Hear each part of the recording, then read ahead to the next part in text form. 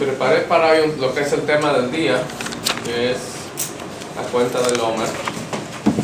Algo un poquito distinto a lo que vimos otros años. Ya que otros años nos abocamos a lo específico, lo explicamos un poquito cada día, lo que es la semana de Gesed, de Purá, de Tiferet, que ya entramos por suerte, que la semana de Geburá históricamente siempre es un poco dura, y fue muy dura la semana pasada, pero por suerte terminó. Ayer a la tarde estamos en la semana de Tiferet, de compasión, de pura bondad de Dios hacia nosotros. Pero quería hoy tocar más en general, no tan en específico lo que es día a día, sino una idea de lo que es toda la cuenta del Omer. Y la cuenta del Omer está relacionada con dos sacrificios. Obviamente el sacrificio del Omer, que era el sacrificio que se ofrecía cuando, ¿quién sabe? El segundo día de Pesach, que era un minhag a Omer, que era una ofrenda del Omer que se ofrecía de cereal. ¿De qué cereal era el Omer? De cebada, muy bien. Y está relacionada con el sacrificio también de minhag, la ofrenda que se daba a Dios cuando termina la cuenta del Omer, que es en Shavuot, que era un sacrificio especial de 2 panes. Y esos 2 panes se hacían de ¿qué cereal? Trigo, muy bien. Y estos sacrificios estaban muy relacionados con el cereal en general, ya que el sacrificio del Omer permitía el uso de todos los cereales que habían sido cosechados hasta ese día. O sea, si yo corto hoy trigo, no lo puedo consumir hasta el segundo día de Pesach del año próximo, el 74 o el 2014. Y por eso, no sé si alguna vez les tocó ver, algunos productos kosher, dice, al lado dice kosher, parve, otra de las cosas que dice es yoshon. ¿Vieron? O yashan. ¿Vieron alguna vez eso? No, yoshon o yashan quiere decir, yashan en hebreo quiere decir viejo. Está certificado de que es comida vieja. No parece muy buen marketing, no, comida vieja.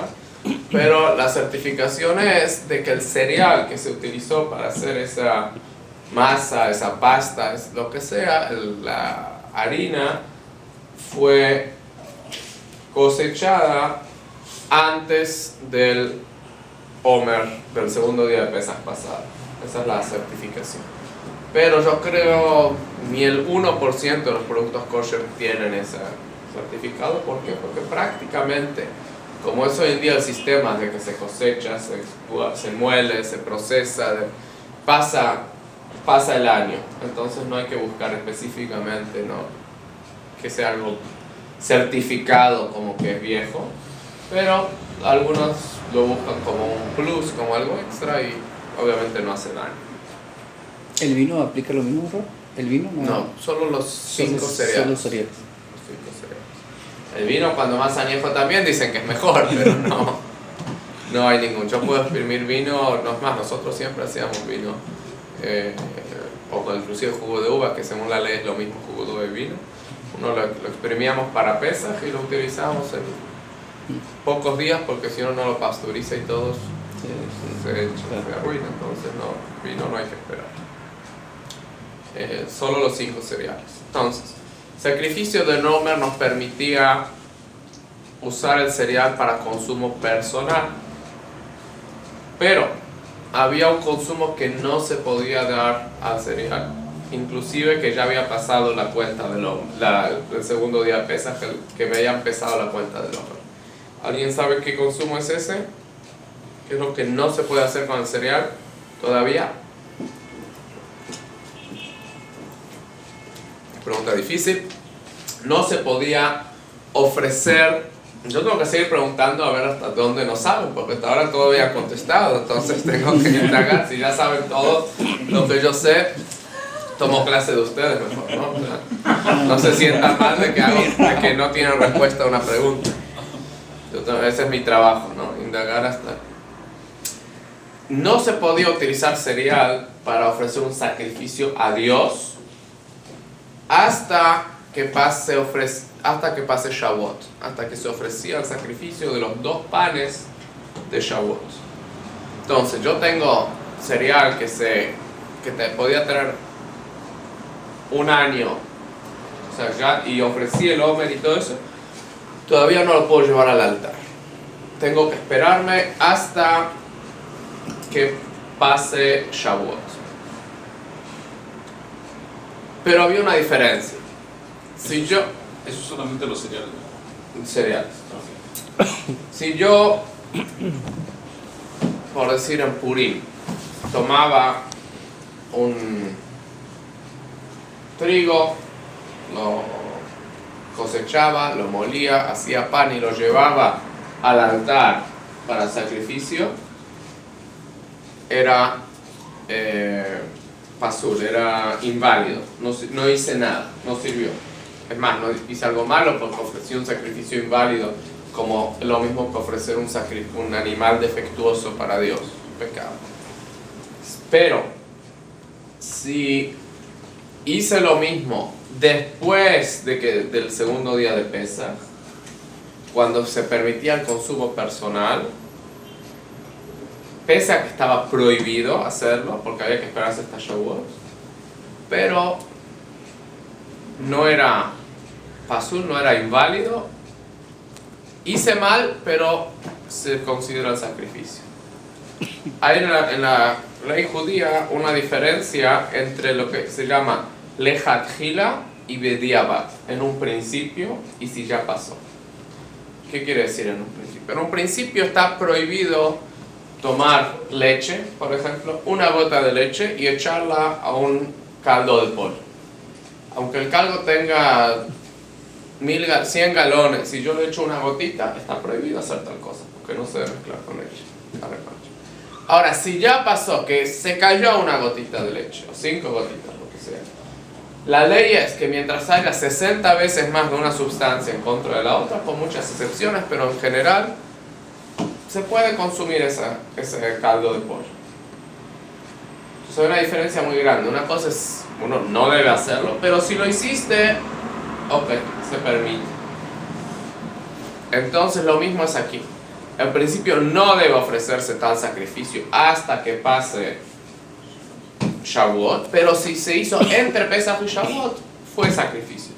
Si se hizo antes de Pesach, no fue sacrificio, ¿no? Y fue inválido lo que se hizo. Entonces hay que entender espiritualmente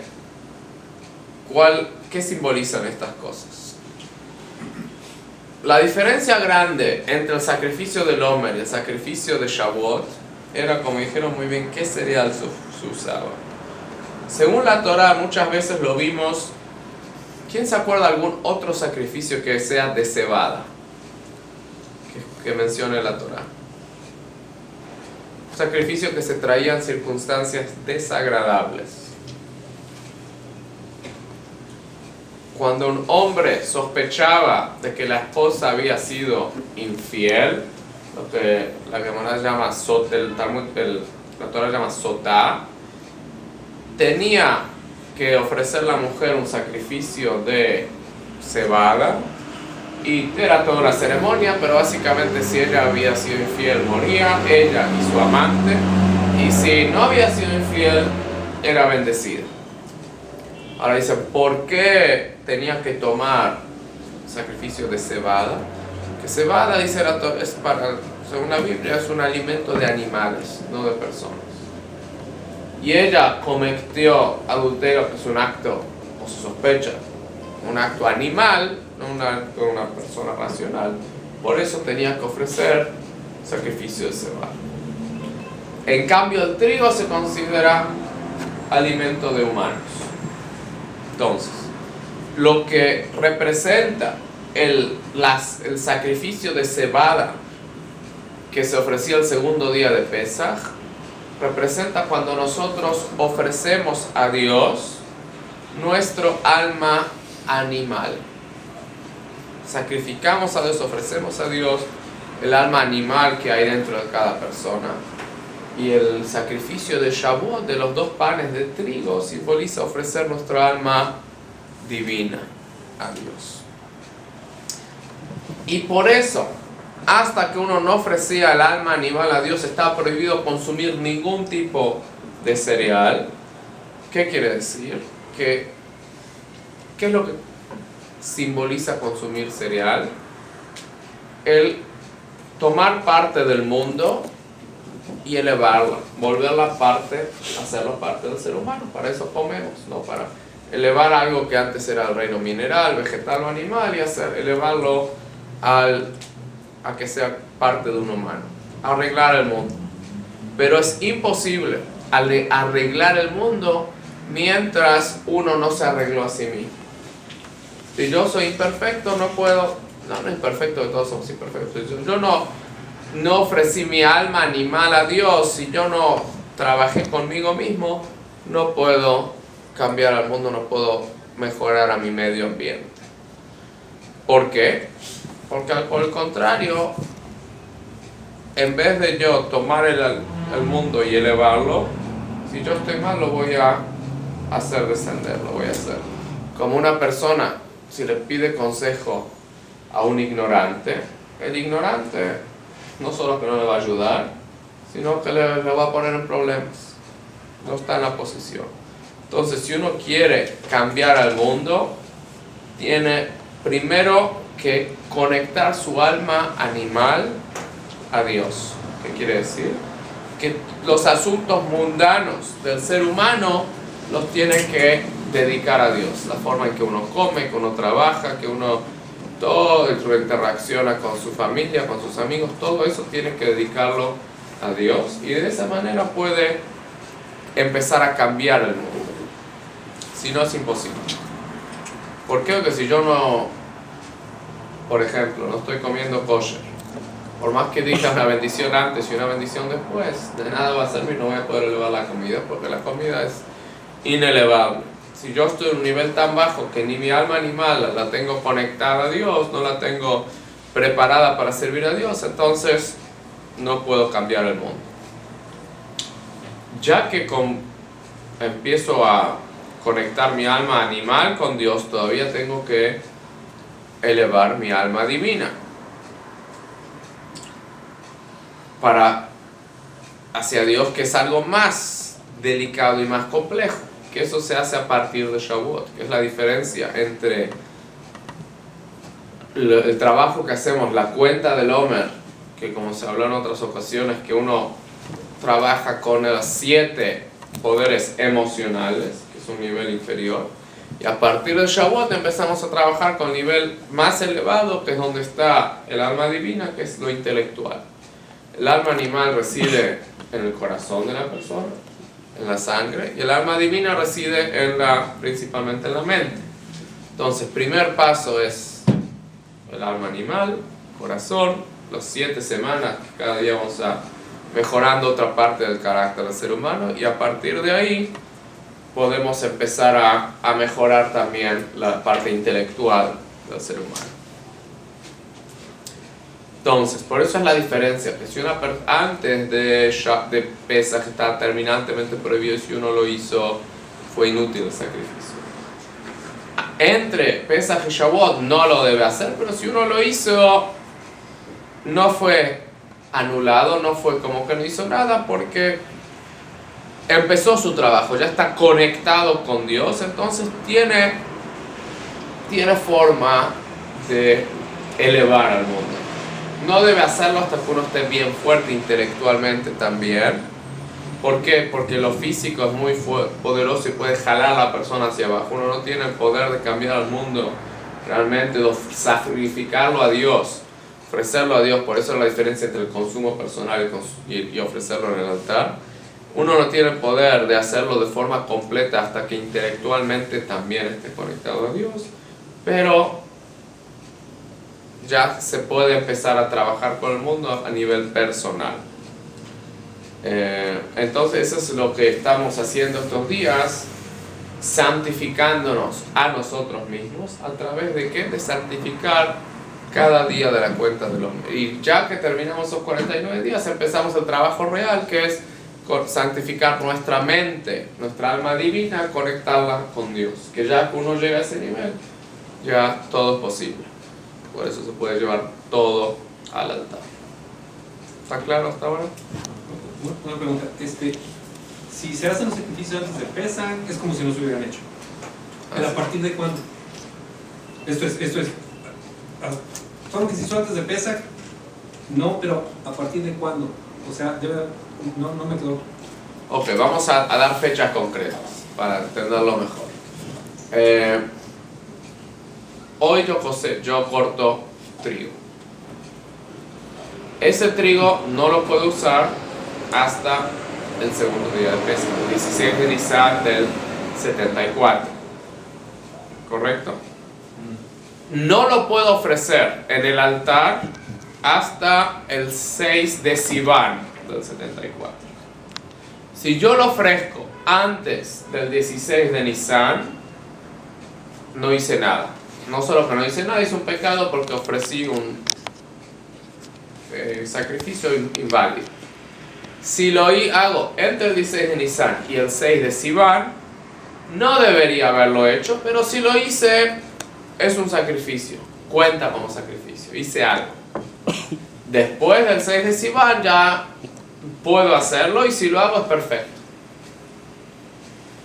Perdón, cuando usted dijo hoy es precisamente durante la cuenta del Omer.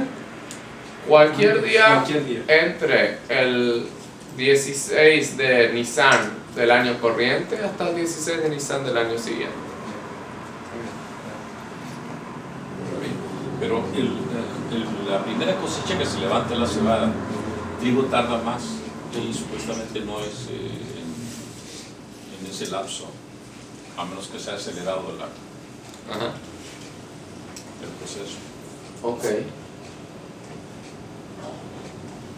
Digo, pensando que se va a cortar el trigo en el lapso del Omer, en el tiempo del Omer.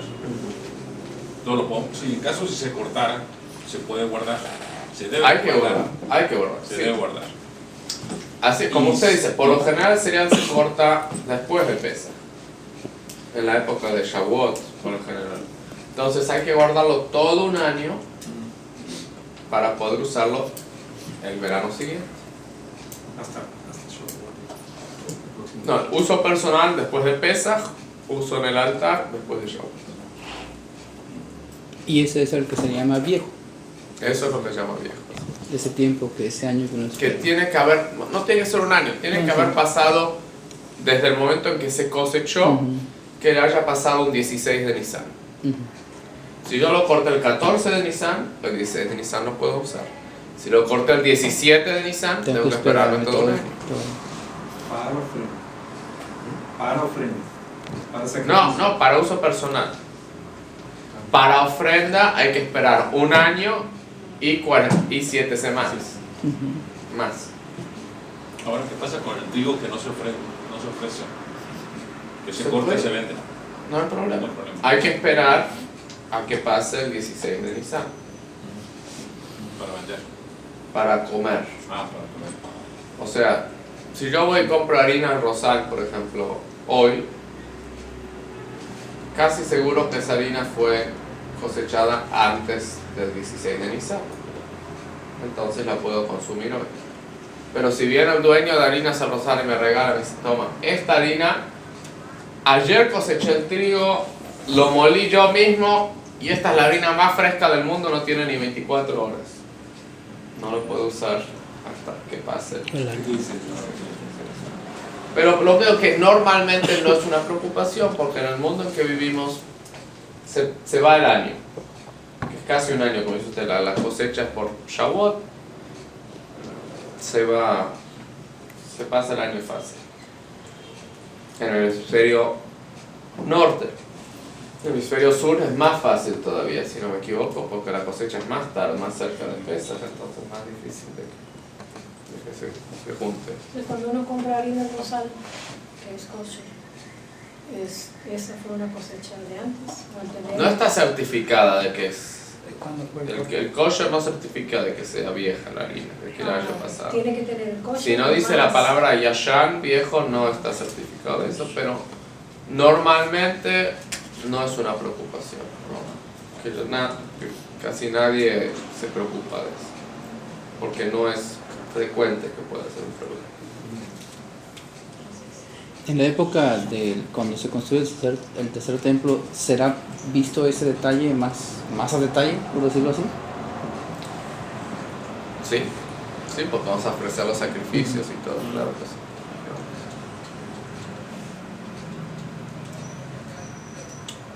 Ahora, la cuenta del hombre es una mitzvah distinta, se puede decir, a casi todas las otras mitzvot. Entre paréntesis, hoy que a la noche empieza el mes de Iyar, estamos en el primero de Iyar, es el único mes que tiene esa bendición de que cada noche tenemos una mitzvah única, que es la contar ese día del Omer, que no existe ningún otro mes, porque tenemos solo medio mes de Nisan en que se cuenta el Omer y 5 días de Sivan en que se cuenta el Omer, pero el único mes que tiene esta bendición es el mes de Iyar, que también es un mes de bendición para todo lo relacionado con salud, porque el acróstico, las letras que forman Aleph, Yud, Yud, Reish, el nombre del mes de Iyar, quiere decir Ani Hashem Rofeja, yo soy Dios, tu doctor, tu médico, quien te cura. Entonces es un mes muy especial para todo lo relacionado con salud, es bueno hacer operaciones, uno necesita rezar para gente enferma. Este es el mes. Tratamientos también. Tratamientos, todo eso. Preocuparse uno mismo de su salud también, ¿no?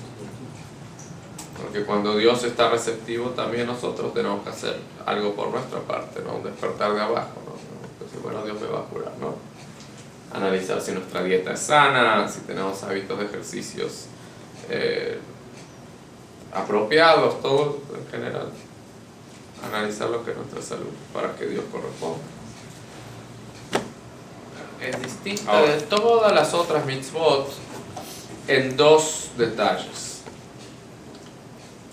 Todas las mitzvot las cumplimos con un objeto, que el objeto existe antes de que yo cumpla la mitzvah, no más que la mitzvah, el mandamiento divino es utilizar ese objeto de una forma específica.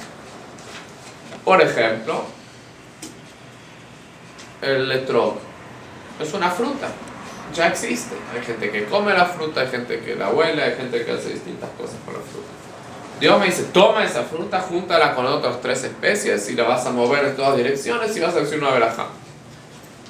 Tefilim era una vaca que ya existía, nomás la modificamos, hicimos un tefilim, escribimos, etc. Todas las mitzvot son objetos que ya existían antes y Dios nos ordena utilizarlo de una manera especial. La cuenta del Omer no es así, no es algo que existe.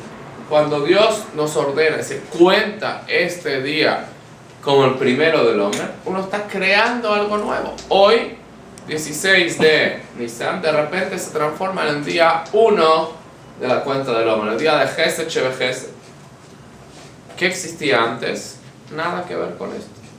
No era algo tangible, no era. El otro detalle distinto es que en todas las mitzvot el tiempo es lo que causa el cumplimiento de la mitzvah. ¿Qué quiere decir? Cuando amanece yo tengo la mitzvah de decir Shema Israel porque amaneció. Cuando se oscurece, Shema Israel de nuevo. Cuando llega el viernes de tarde tengo la mitzvah de Shabbat. En cambio, la mitzvah de la cuenta del Omer, uno cuenta al tiempo. El tiempo mismo se vuelve la mitzvah. Hoy es el día 1, es el día 2. No es que el tiempo me causa que yo haga una mitzvah, sino el tiempo mismo es la mitzvah. Estas dos formas en que el Omer es distinto de las otras mitzvot simbolizan, ¿no? Siempre todo está relacionado, todo lo que tiene con el Omer, ¿con qué está relacionado? ¿Cómo se aplica la Con la entrega de la Torah, toda la preparación del hombre es para recibir la Torah. Entonces todo hay que encontrar esa conexión. ¿Cómo la Torah afecta al mundo? De dos formas. Por eso también se llama Shavuot Zman Matan Torateinu, el tiempo en que Dios nos entrega la Torah. Una de las explicaciones de por qué debemos contar el Omer es como un niño que está impaciente para que llegue algo, o no solo los niños, adultos también cuando estamos impacientes.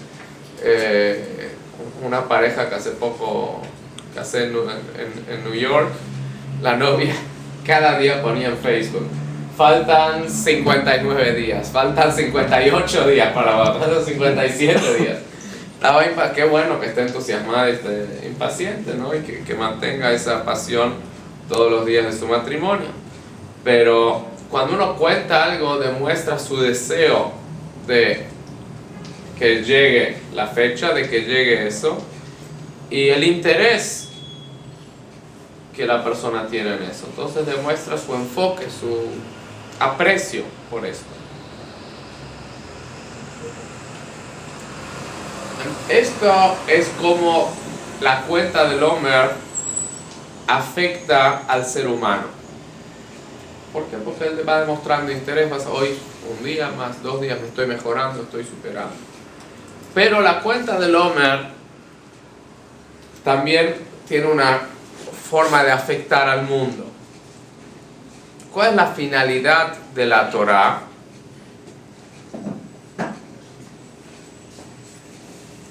Revelar que todo el mundo fue creado con la meta de la Torah, como dice Bet Reshit, con 2 finalidades fue creado el mundo, la Torah e Israel, para que Israel cumplan la Torah en el mundo. Y así fue la condición, que Dios dijo: si los judíos aceptan la Torah, bien, y si no, el mundo regresa al caos. Entonces, ¿qué quiere decir? La Torah le da al mundo su razón de ser, le da su base para su existencia. Y el afectar al tiempo es lo mismo que afectar al mundo. ¿Por qué? Porque sabemos que hay 2 paralelos que son tiempo y espacio. Sin uno no existe el otro. Si no hay tiempo, no hay mundo, no hay espacio.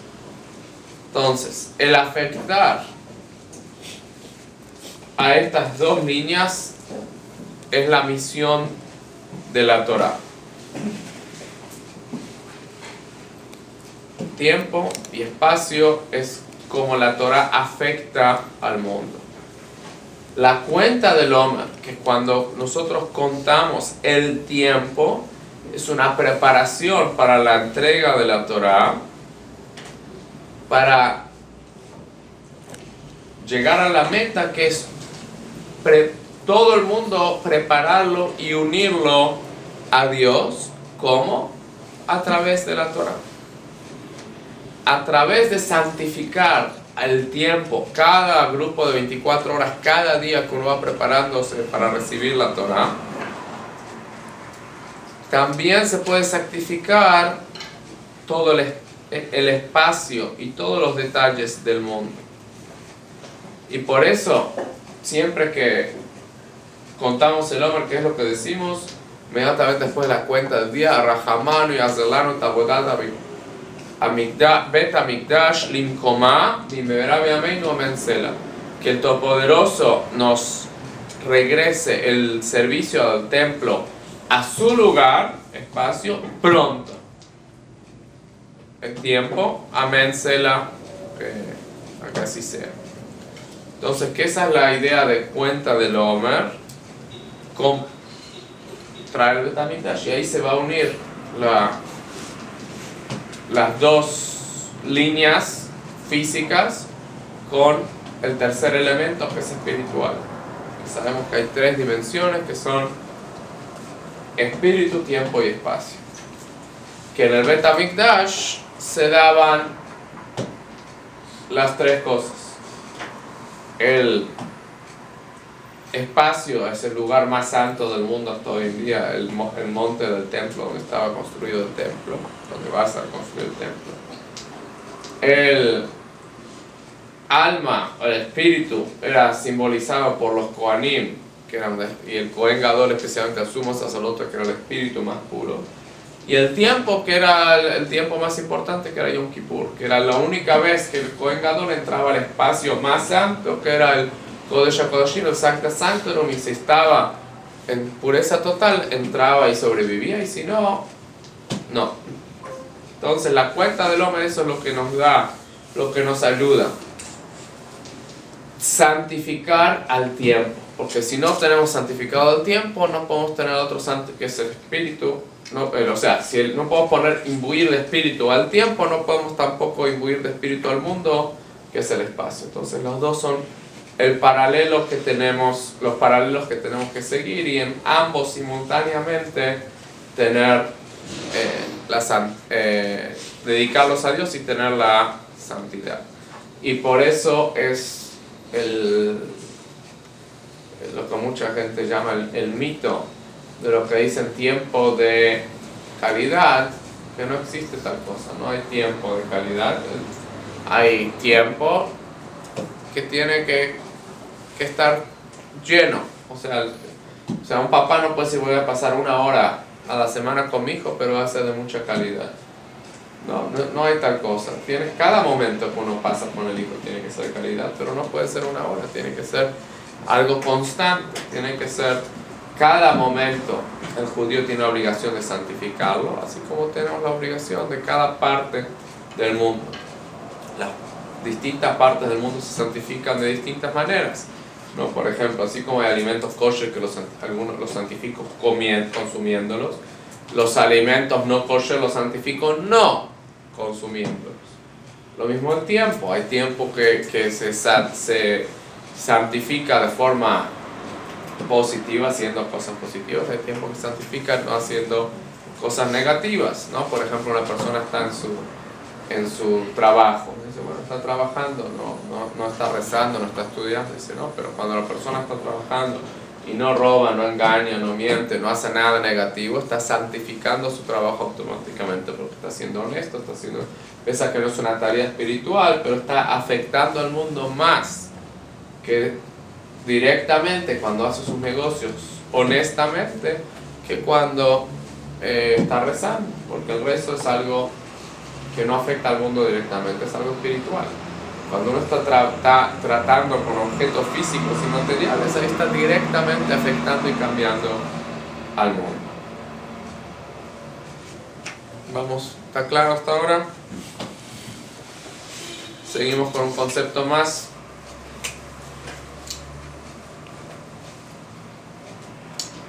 La cuenta, y esta es una de los discusiones más antiguas con respecto a la cuenta del Omer.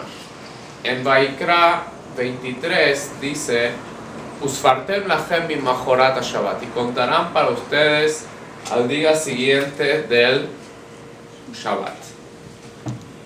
Entonces, hay dos interpretaciones.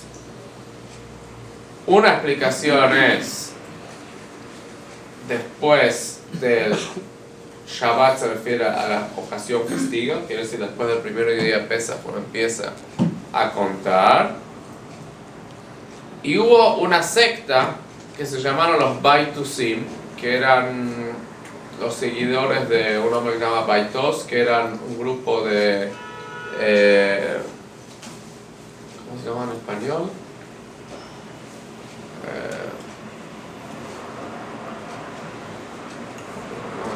Pero fue un grupo dentro del judaísmo que se separa, que tomaban las cosas muy literales y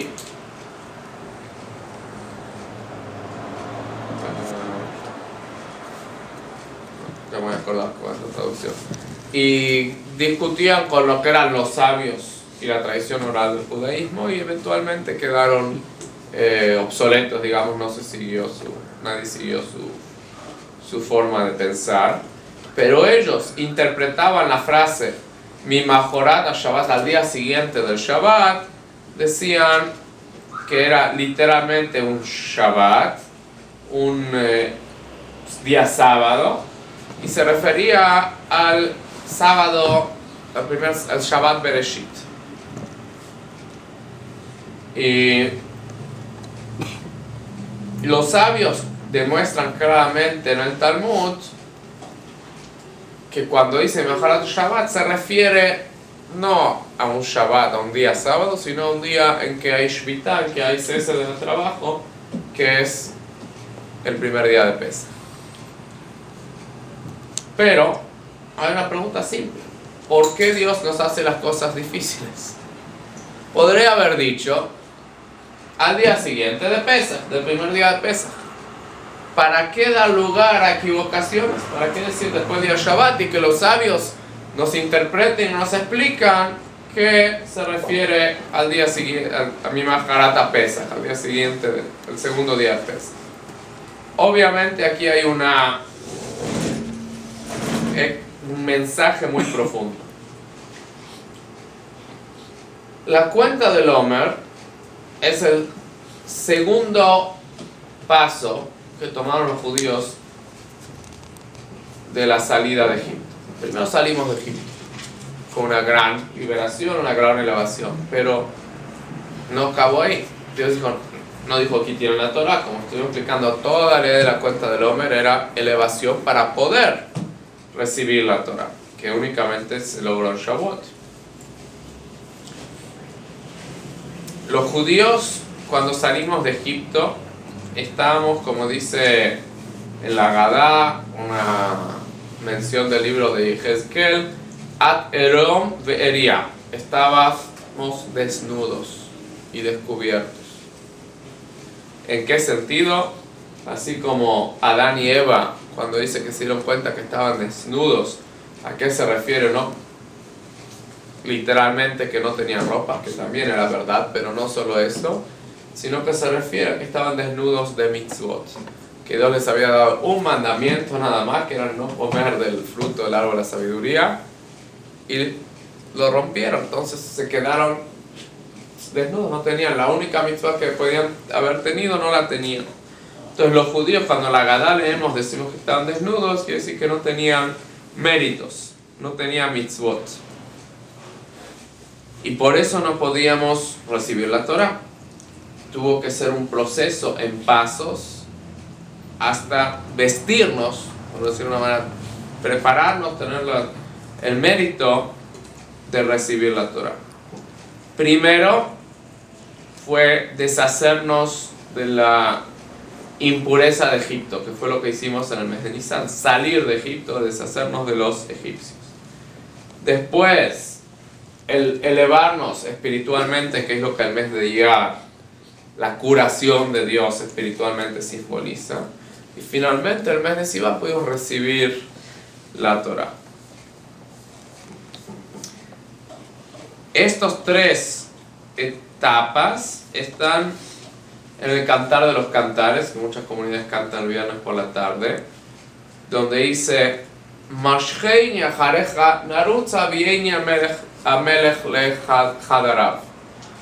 Como dice, jálame tras de ti, correremos, me traerá el rey a sus recámaras.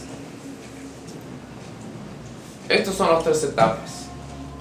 Jálame es obviamente la salida de Egipto, que Dios nos tuvo que jalar porque estábamos estancados en la impureza de Egipto, en los 49 niveles de impureza, lo peor que, casi lo peor que podíamos haber estado. Dios nos jaló, nos sacó.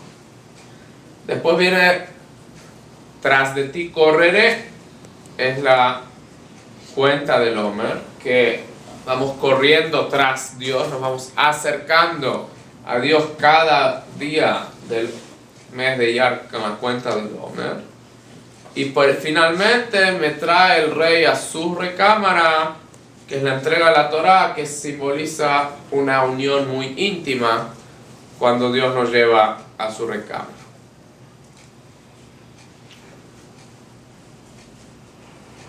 por eso empezamos, como mencionamos antes, en un nivel muy bajo, con la cuenta del primer día, la cuenta del Omer, con un alimento animal, que era el sacrificio del cebada, sacrificio del Omer, y vamos mejorando nuestro alma animal. ¿Qué quiere decir? Tenemos que, así como un animal puede ser muy destructivo, como también puede ser muy productivo.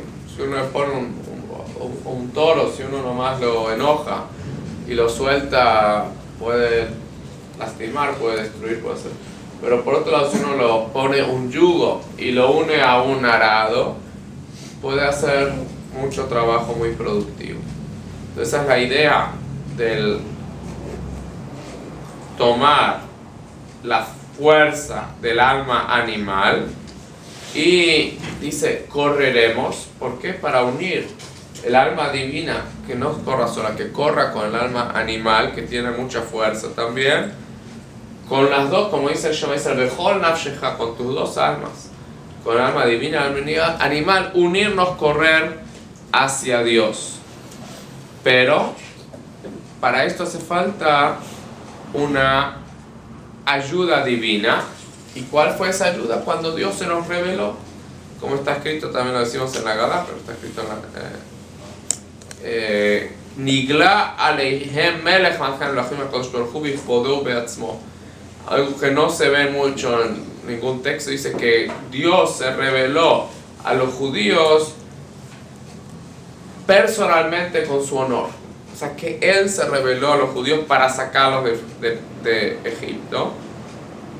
¿Por qué? Porque era necesario, para poder transformar nuestra alma animal, que corra junto con el alma divina hacia Dios, hacía falta un empujón muy fuerte, una gran revelación, que es el Masheni Halame, cuando Dios se reveló. Y ahí Dios nos dice, nos contarán ustedes mi Maharat Shabbat, después del Shabbat. ¿Qué quiere decir esto? Simboliza a una santidad, a una energía que viene después del Shabbat. ¿Qué quiere decir? Más elevada inclusive que el Shabbat. El Shabbat simboliza una suma elevación, una gran santidad, pero es parte de la orden natural del mundo, porque el Shabbat es el séptimo día de la creación. Sigue, es parte de la naturaleza, el 7 es el número de la naturaleza.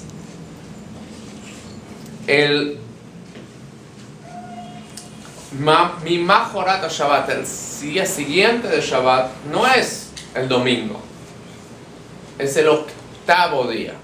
¿Qué es el octavo día? Lo que simboliza lo sobrenatural. Como sabemos que el arpa del rey David tenía 7 cuerdas, el arpa de Mashiach va a tener 8 cuerdas. Es algo sobrenatural.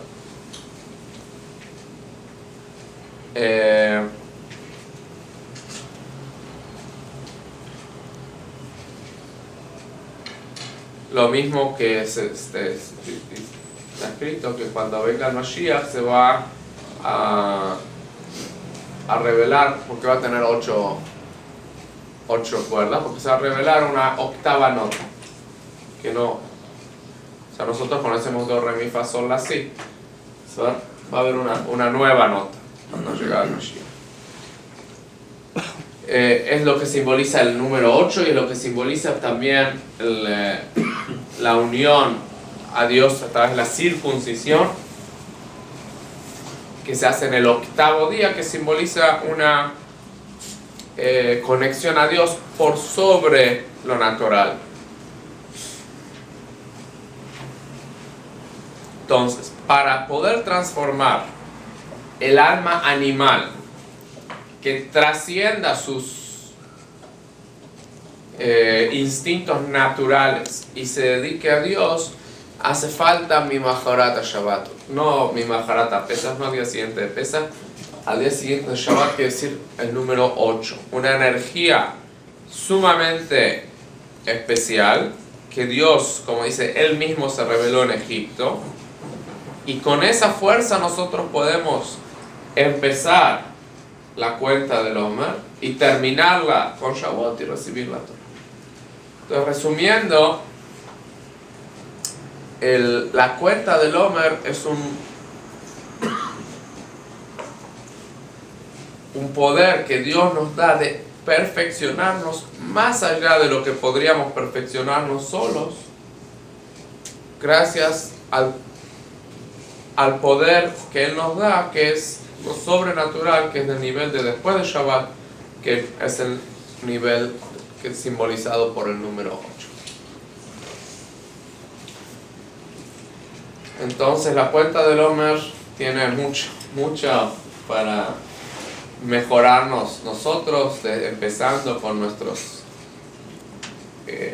sentimientos, con nuestra parte animal, con nuestros instintos, y se logra únicamente, dijimos, con cantidad, quiere decir santificando cada día, cada momento de nuestros días, no perder el control ni una vez, como escribe el Alter Rebbe en Tanya, que una persona que peca una vez al año ya se considera un rasha, un malvado. ¿Por qué?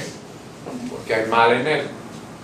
Una persona que pierde el control una vez al año, se encoleriza una vez al año, es una persona que no puede controlar a su ira, es una persona iracunda. Hay gente que se enoja varias veces al día, se puede decir que es una persona muy iracunda. Una persona que una vez al año se enoja y pierde el control también es una persona iracunda, no se puede decir que no. Una persona calma es aquel que nunca, que no hay en él ira. Uno puede hablar de porcentajes, unos tienen quizás 99%, otros 1%, pero decirle a una persona que no tiene ira es que está totalmente libre de eso. Esa es la idea del Omer, como decíamos, no el mito de la calidad, sino de la cantidad, que cada día de estos que estamos contando cuente, que cada día sea significativo y sea como un bloque sobre el otro, en cual llegamos a la cúspide, que es el poder recibir la Torah, y ahí sí poder, como dijimos al principio, no solo servir a Dios con el corazón completo, sino también con la mente completa, y ahí es cuando podemos empezar realmente a cambiar el mundo y ofrecer los sacrificios, como dijimos, de los cereales a Dios en el altar también. Raf, ¿qué pasa entonces si la halajá nos dice que si olvidamos 2 días consecutivos la cuenta del Omer, ya no podemos decir la barajá por la cuenta? Si olvidamos un día. Bueno, si olvidamos un día. Entonces, si descuidamos, rompemos esa inercia del primer día, desde la primera cuenta. Como una persona que deja de tomar antibióticos. No, Pierre, no soy médico, pues no sé si hay alguno aquí, pero dicen que uno tiene que hacer completo el tratamiento. Si uno no lo hace completo, no lo hizo. O sea, espiritualmente lo que uno hizo, bueno, algo hizo, pero si perdió la continuidad, si yo tengo bloques numerados y pierdo el 3, ya no puedo poner el 4 porque hay una disonancia. La fuerza del octavo día, entonces, del primer día de Pesach, que es el octavo después del séptimo, persiste entonces esa fuerza. Esa fuerza es lo que Dios se reveló que nos da al principio del segundo día de Pesach, persiste durante toda la cuenta. Pero por eso tiene que haber la constancia, porque si se interrumpe uno la pierde, ya no la tiene. Eso la Torah dice semanas completas, ¿no? Ah, sí, y una expresión inusual en la Torah. Por ejemplo, no hay una mitzvah de cumplir 52 Shabbat al año. hay que cumplir todos los Shabbat, uno no se puede saltar ninguno, pero si Dios no permite a alguien se salte un Shabbat, el otro Shabbat no tiene mucha consecuencia, uno lo cuida como cuida Trick James, tienen que ser 7 semanas completas. Entonces es la importancia de cada día, ¿no? Como si quieren un ejemplo muy claro, es como, olvídense un año de celebrar el aniversario de matrimonio con su esposa. Y después tenemos toda la vida por delante, podemos... No se volvió a dar ese día. Ese día no se lo va a olvidar nunca. ¿Qué faltó? No. La constancia. Entonces, una persona que se le olvida hacerlo, ¿qué hace? ¿Qué debe hacer? Según la halajá, debe seguir contando sin verajá, pero escucha la verajá de otra persona, dice, no dice Baruj Hu Baruch Hu para que no sea interrupción, dice amén y cuenta. Y le pide a la otra persona que lo tenga en mente a uno también. Y sigue contando. O sea, no porque uno se olvide un aniversario ya nunca más lo va a celebrar, ¿no? Pero hay que seguir contando todos los días y tratar de reparar todo lo que uno puede. Pero se perdió ya porque la idea es santificar el tiempo. Ese día ya se perdió. Ahora, si uno se olvida, por ejemplo, hoy a la noche de contar y se acuerda mañana a la mañana, puede contar durante el día y ya no pierde. Pero si le pasaron 24 horas sin contar, ahí sí ya están problemas. Y si contó, pero contó mal. No contó. Ya se lo preguntaba el otro día, entonces si se equivocó de día Entonces no contó. pero puede seguir contando cuando ya se da cuenta, ¿vale que siga contando? Sí. No importa que si alguien se entera el día 49 y dice, ay, me olvidé de contar los otros 48 días, debe contar el 49. No, pero por ejemplo, Sin verajá. Sin verajá. Si uno un día ya se equivocó, ya perdió la verajá. Pero, aunque sea un día, uno debe contar ese día. O sea, sigue. No hay excusa para no hacerlo. Por el momento que uno sabe que hay que hacerlo, hay que hacerlo. Sí, o sea, el día siguiente lo puede hacerlo sin braja. Y de ahí en adelante no lo va a llevar. Todos los días van a ser sin braja. No, con verajá. Con braja. Solamente Nomás Si alguien se nomás olvida hoy, que es cuando es la mitad de noche y no cuenta, pero mañana se acuerda, cuenta sin verajá porque de día no se dice verajá. A la noche ya puede contar con verajá de vuelta. ¿Por qué? Porque contó. No contó con verajá, pero eso no importa. Y si no contó, ni de día tampoco. Ahí sí ya Y perdió la el verajá. tercero, el cuarto que sigue, va a seguir sin braja Sin verajá hasta el final. hasta el final. Igual que si contó chueco, va a seguir sin ver. Sí. Lo más seguro es que se olvidó la cuenta de Homer. En un día está olvidando otras cosas. Está olvidando otras cosas. Por eso la oración de la noche, cuando estamos en cuenta de Homer, automáticamente estás conectado. El último párrafo es la última Bueno, no hay que oración de Homer. juzgar, no hay que juzgar a la gente. Puede ser que uno haga el resto de la Es noche y se lo olvidó. Pero la cuenta del Homer puede ser desde que cae la noche hasta antes de que amanezca. Con verajá. Con verajá. No necesariamente variable. Que alguien llegue tarde de trabajo, llega a las 12, lo dice para no perder esa continuidad. Lo mejor es hacerlo lo antes posible, pero Ujú. mientras sea noche se puede hacer. Es lo bueno de los Sidur apps, ¿no? De los Sí. Sidur que ahí le sale, porque el Sidur normal, si uno quiere irse a la cuenta del hombre, tiene que irse hasta la página 340. Tiene que salir, pero en los Sidur de teléfono, de computadora, ahí le sale, apenas tenía la mitad, ahí está.